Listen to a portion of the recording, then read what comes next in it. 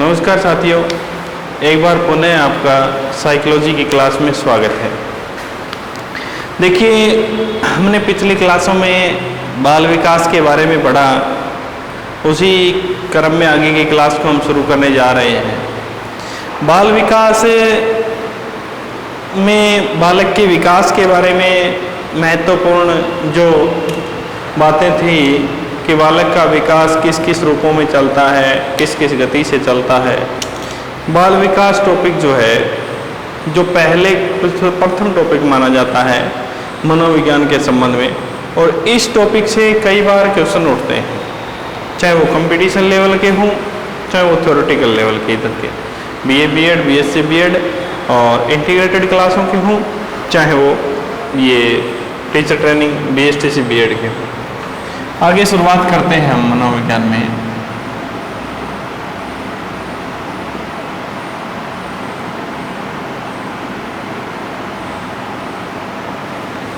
देखिए, हम पढ़ रहे थे बाल विकास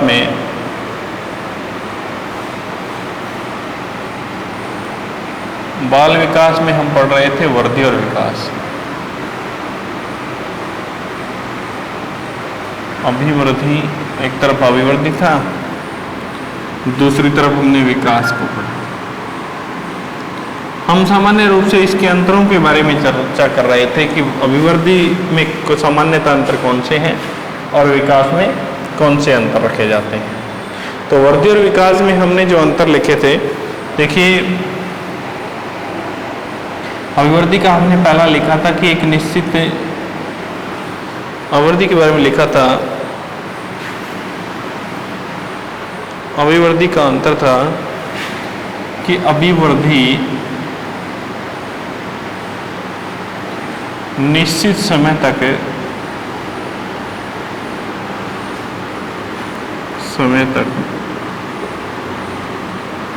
चलने वाली प्रक्रिया है, और निश्चित समय तक चलने वाली प्रक्रिया है वो कौन सी अवस्था तक है? निश्चित समय कौन सा है?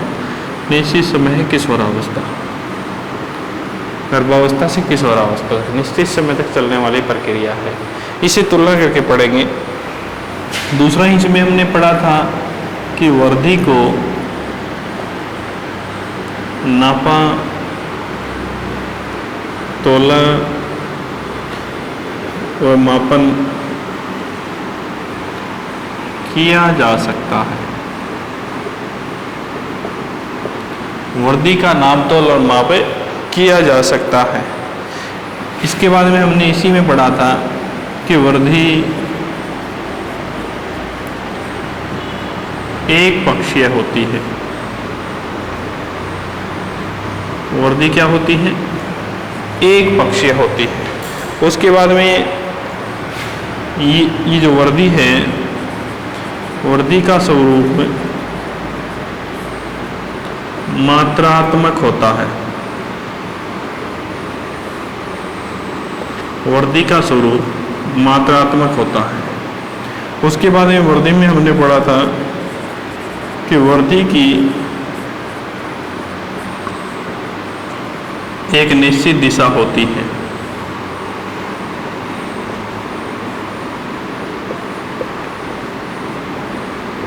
वृद्धि की एक निश्चित दिशा होती है। वृद्धि का अर्थ इसी में हमने पढ़ा था, आगे पढ़ेंगे। वृद्धि का अर्थ आकार का बढ़ना है।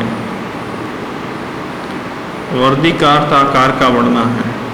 इसी में हम आगे पढ़ेंगे, वृद्धि एक संकुचित अवधारणा है। वृद्धि एक संकुचित अवधारणा है। वृद्धि एक क्या है? संकुचित अवधारणा है। उसके बाद में लास्ट में और हम पढ़ें कि शरीर की लंबाई, चौड़ाई एवं भार का बढ़ना वर्दी में शामिल किया जाता है, वर्दी में शामिल किया जाता है।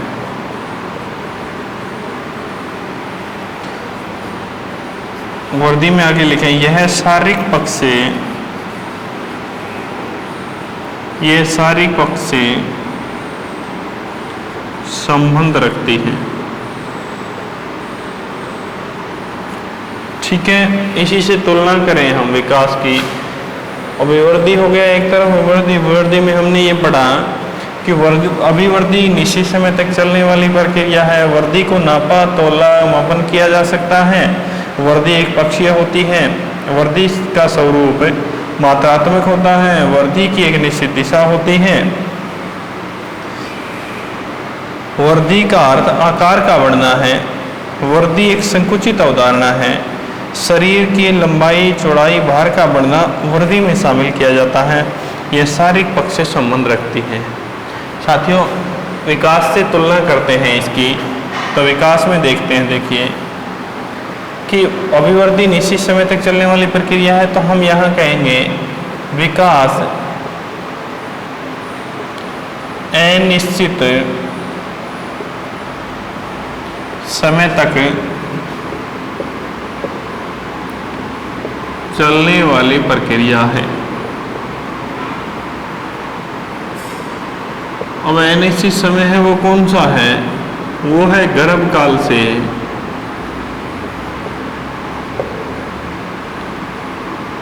मृत्यु तक। जब प्राणी गर्भकाल में होता है उससे लेकर के मृत्यु तक। फिर हमने इसको दूसरे नंबर पे हमने इसमें पढ़ा कि वर्दी को नाप तोल मापन किया जा सकता है। तो हम यहाँ लिखेंगे विकास का नाप तोल व मापन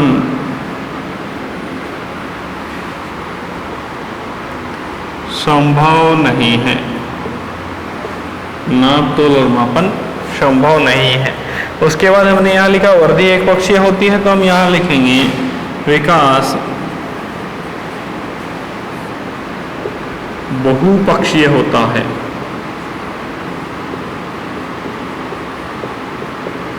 विकास बहुपक्षीय होता है। यहाँ एक पक्षीय होती है, तो वो एक पक्ष है शारीरिक पक्ष। यहाँ बहुपक्षीय होती है, तो वो पक्ष हैं शारीरिक पक्ष, मानसिक पक्ष, सामाजिक पक्ष और नैतिक पक्ष।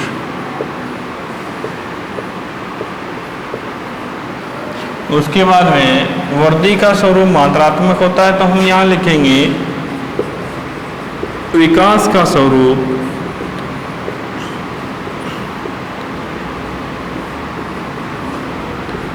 गुणात्मक होता है।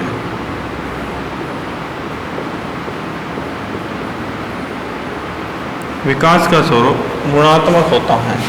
वर्दी की एक निश्चित दिशा होती है, तो हम यहाँ लिखेंगे विकास की ये ध्यान रखना, वर्दी की निश्चित दिशा, वर्दी की कोई निश्चित दिशा नहीं होती। ये गलत लिखा गया।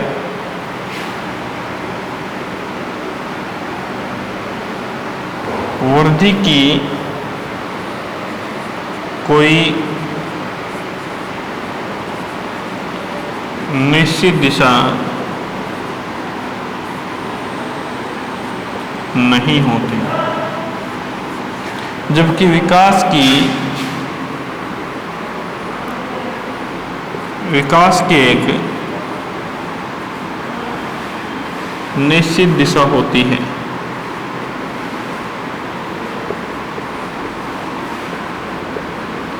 विकास की एक निश्चित दिशा होती है। उसके बाद में वर्दी का अर्थ आकार का बढ़ना है। इसमें हम लिखेंगे विकास का अर्थ है संपूर्ण परिवर्तन है।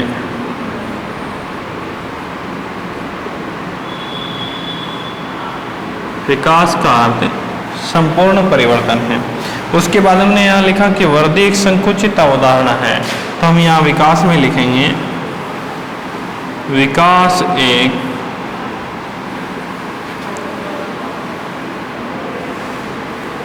व्यापक अवधारणा है।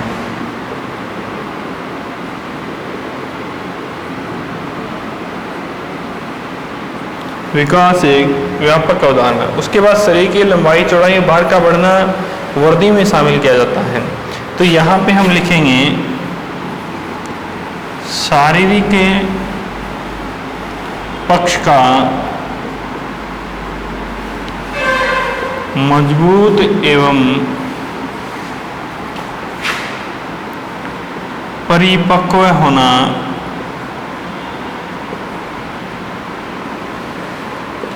विकास कहलाता है। उसके बाद में यह शारीरिक पक्ष से संबंध रखता है, तो हम यहाँ लिखेंगे विकास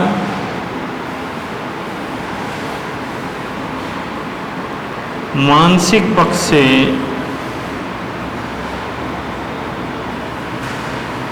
संबंध रखता है। विकास मानसिक पक्ष से संबंध रखता है। ये कुछ एक सामान्य अंतर हो गए, और इन अंतरों में अगर हम पढ़ते हैं, इन अंतरों को अगर हम देखते हैं, तो स्वाभाविक सी बात है कि हमें वृद्धि और विकास में दोनों में कुछ सामान्य अंतर हमारे सामने आ जाते हैं, और वृद्धि और विकास में हम अंतर कर पाते हैं कि वृद्धि किसे कहते हैं, विकास किसे कहते हैं। हम इनमें से कुछ के बारे में हमने कल चर्चाएं कर ली थी, कुछ एक अंतर तो हमने कुछ समझ लिए थे। इसके बाद में और भी कुछ एक अंतर बचेंगे, वो अंतर हम पढ़ेंगे जो कि कुछ अनसुलझे क्वेश्चन आते हैं, उनके बारे में हम बाद में चर्चाएं करेंगे। कि अभिवृद्धि एक निश्चित समय तक चलने वाली प्रक्रिया है, किशोरावस्था तक है। इसमें हमने पढ़ा कि विकास अनिश्चित समय तक चलने वाली प्रक्रिया है। दोबारा से मैं शॉर्ट में इसकी चर्चाएं कर रहा हूँ कि गर्भकाल से विकास प्रारंभ होता है, ये तो बात कहती है श्रीमती विक्टोरिया हार्लोक। श्रीमती विक्टोरिया हार्लोक ने बालक के विकास के बारे में कार्य किया था। तो इन्होंने जो बाल मनोविज्ञान है, क्या है, बाल मनोविज्ञान से बाल विकास में बदलने का जो काम किया था, वो श्रीमती हार्लोक ने ही किया था। किसने किया था? हार्लोक ने। और बाल मनोविज्ञान के संबंध में कार्य करने वाले एक ही मनोवैज्ञानिक थे, जिनका नाम है पेस्टालोजी। और विकास जो है, विकास को हम यहाँ पे ज्ञान से रखेंगे। विकास का संबंध हम यहाँ ज्ञान से रखेंगे, यहाँ चिंतन से रखेंगे, यानी मानसिक स्वरूप से रखेंगे, यहाँ मनन से रखेंगे, यहाँ मस्तिष्क से रखेंगे, यहाँ पे बुद्धि से रखेंगे। ये सारी की सारी प्रक्रियाएं हैं, वो किस में शामिल की जाती हैं? विकास में की जाती हैं। तो विकास अनिश्चित समय तक चलने वाली प्रक्रिया है। जब बच्चा गर्भ में होता है तब से लेकर के उसकी जब मृत्यु नहीं होती तब तक, मृत्यु अंतिम मृत्यु से यहाँ पे होता है, तो भी वो कुछ न कुछ सीखता जाता है। और साइकोलॉजी में सीखने को क्या कहते हैं? अधिगम कहते हैं। क्या कहते हैं? अधिगम।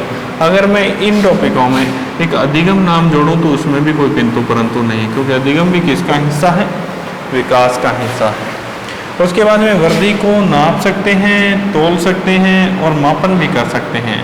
वृद्धि को नापा जा सकता है कि उसका ये कितनी लंबाई है, कितना वजन है, मापन भी कर सकते हैं, कितनी हाइट है। ये सारी चीज़ें अगर नाप सकते हैं तो वृद्धि है। और विकास को हम नाप नहीं सकते कि कितना ज्ञान लिए हुए हैं, किसके मस्तिष्क में क्या है, किसी के मस्तिष्क में अंदर क्या विचार समाये हुए हैं। वो सारी की सारी बातें हैं, वो विकास से संबंध रखती हैं। विकास का मैं कहूँ कि हमारे आंतरिक जो विचार हैं, आंतरिक विचार ही विकास का हिस्सा कहलाते हैं। अब अंदर के जो भाव होते हैं वो किसी को पता नहीं होते। अब जो अंदर के भाव किसी दूसरे को हम नहीं बता सकते, कहीं उनका नाप नहीं कर सकते, उनको तोल नहीं सकते और उसका मापन नहीं कर सकते, तो स्वाभाविक सी बात है कि विकास का जो स्वरूप है वो दिखाई नहीं देता। और जब दिखाई नहीं देता तो जो चीज़ें दिखाई दे सकती है उसका हम नाप तोल और माप कर सकते हैं, और जो दिखाई नहीं देती उसका नाप तोल और माप संभव नहीं है। अतः विकास के बारे में हम कहें तो विकास क्या है? अमूर्त है। क्या है? अमूर्त है। मूर्त और अमूर्त दो चीजें होती हैं। मूर्त और अमूर्त के बारे में बस एक ही बात याद रखना। मूर्त वो होती हैं जो हमें दिखाई देती हैं, जिनको हम छू सकते हैं, और केवल जो हमारे विचार होते हैं, जो हमारी भावनाएं होती हैं, जो हम केवल और केवल महसूस कर सकते हैं, वो क्या कहलाते हैं? अमूर्त स्वरूप कहलाते हैं। उसके बारे में हमने कल भी शायद पढ़ा होगा कि वर्दी एक पक्षीय होती है। पक्ष कितने होते हैं? कई पक्ष होते हैं वैसे, लेकिन वर्दी का केवल एक ही पक्ष होता है। कौन सा होता है? शारीरिक पक्ष होता है। वर्दी का एक ही पक्ष होता है, उस पक्ष का नाम है शारीरिक पक्ष। जबकि विकास क्या होता है? बहुपक्षीय होता है।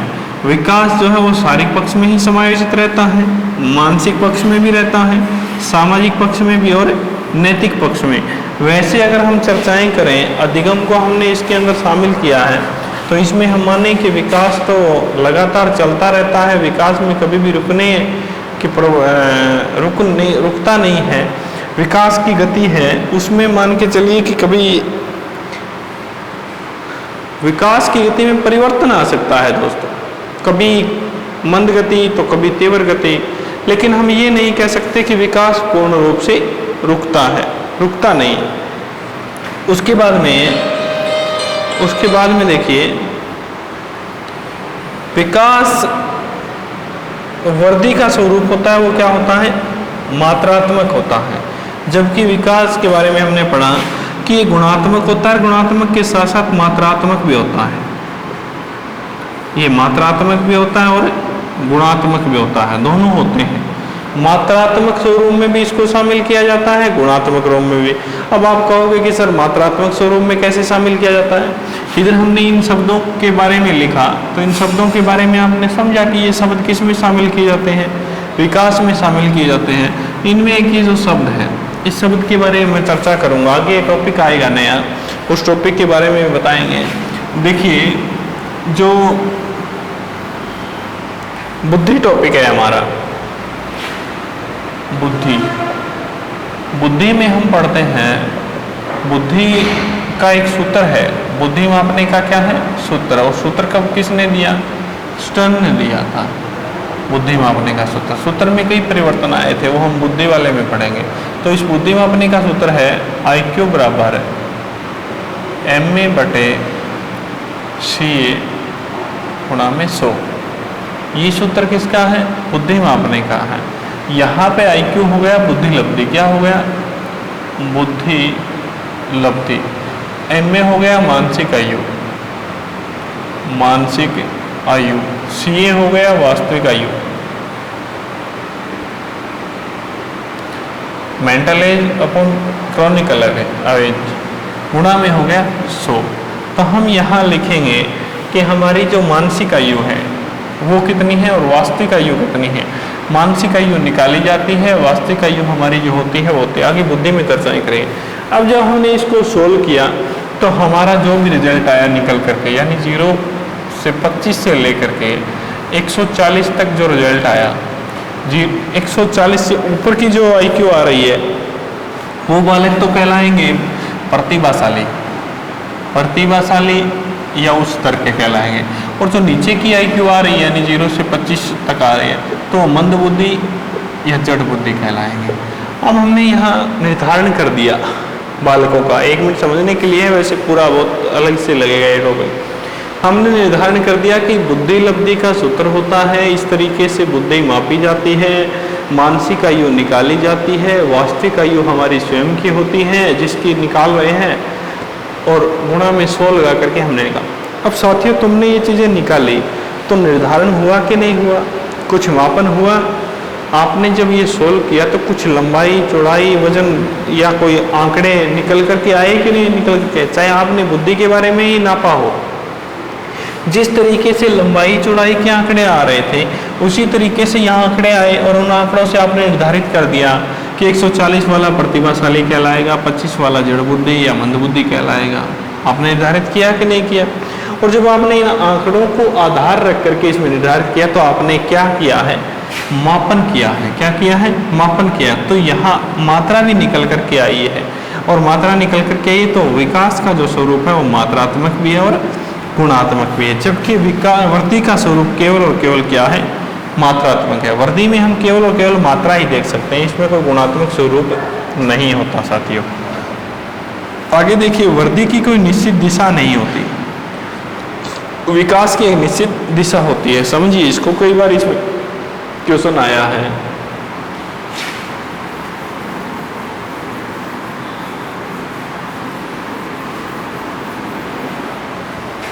वृद्धि की कोई निश्चित दिशा, ये पढ़ेंगे हम अभी। वृद्धि की कोई निश्चित दिशा नहीं होती, विकास की एक निश्चित दिशा होती है। इसको समझिए। मान के चलिए ये बालक है,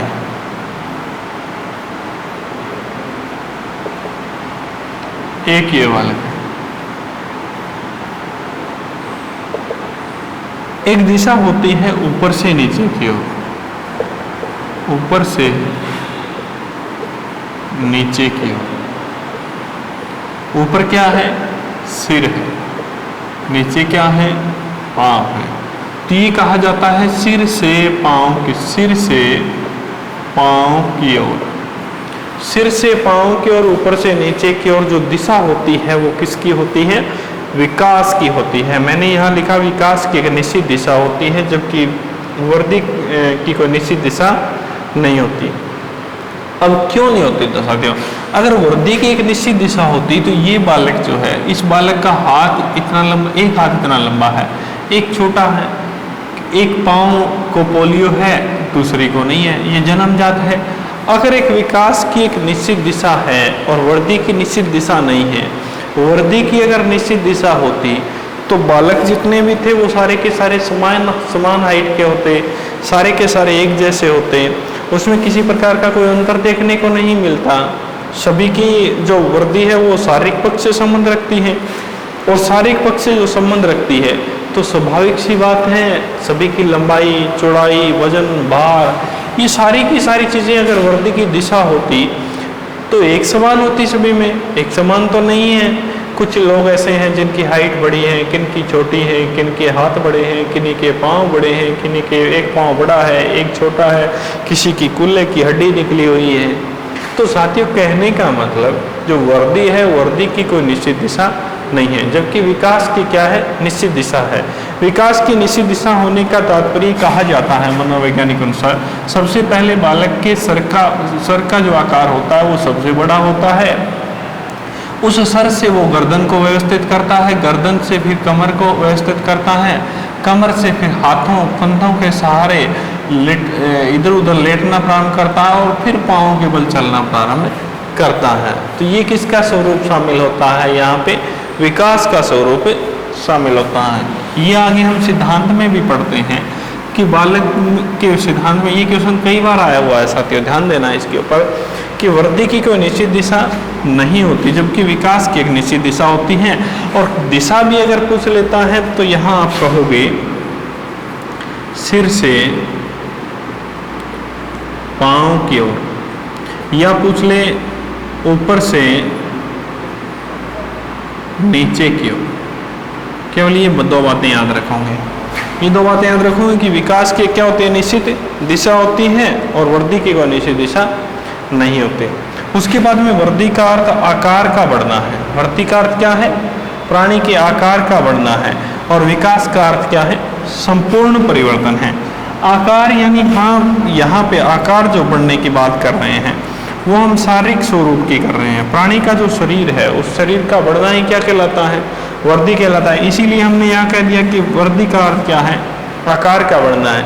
लेकिन विकास का अर्थ संपूर्ण परिवर्तन है। हमारा जो पूर्ण रूप से जो परिवर्तन है, प्राणी का पूर्ण परिवर्तन, यानी हम कहें कि प्राणी किस किस तरीके से अपने मस्तिष्क से वो सारी की सारी क्रियाएं करता है, वो अपने मस्तिष्क से ही अपने शरीर को चलाने का काम करता है। तो हम यहाँ कहेंगे कि विकास का अर्थ क्या है?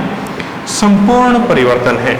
उसके बाद में वृद्धि एक संकुचित अवधारणा है। इसके बारे में हमने पहले चर्चाएं कर ली थी। वृद्धि है वो एक संकुचित है, यानी एक सीमित दायरे में है, और सीमित दायरा उसका है शरीर का। किसका है? शरीर का। हम यहाँ कहें कि शारीरिक पक्ष, इसमें कोई किंतु परंतु नहीं है, केवल और केवल ये बात कहें तो ये वृद्धि एक संकुचित अवधारणा है, यानी एक सिमटी हुई है, केवल और केवल एक पक्ष पर है। लेकिन हमने यहाँ पे पढ़ा था विकास बहुपक्षीय है, वही बात आ गई। शारीरिक पक्ष भी है, मानसिक भी है, सामाजिक भी है और नैतिक भी है। इसके अलावा भी और भी जितने भी परिवर्तन, जितनी भी प्रक्रियाएं करवाता है वो कौन करवाता है? विकास। वो कौन करवाता है? मस्तिष्क। वो कौन करवाता है? चिंतन। वो कौन करवाता है? मनन। वो कौन करवाती है? बुद्धि। और वो सारे के सारे जो मैंने नाम बोले हैं, संवेग है, चिंतन है, बुद्धि है, मनन है, प्रक्रियाएं, ये सारी की सारी प्रक्रियाएं किसकी हैं? ये विकास की हैं। उसके बाद में शरीर की लंबाई, चौड़ाई, भार का बढ़ना वृद्धि में शामिल किया जाता है। शरीर की लंबाई बढ़ गई, चौड़ाई बढ़ गई, भार बढ़ गया, उसको किस में शामिल किया जाएगा? विकास में, वृद्धि में शामिल किया जाएगा। जबकि शारीरिक पक्ष का मजबूत होना एवं परिपक्वता की ओर होना विकास कहलाता है।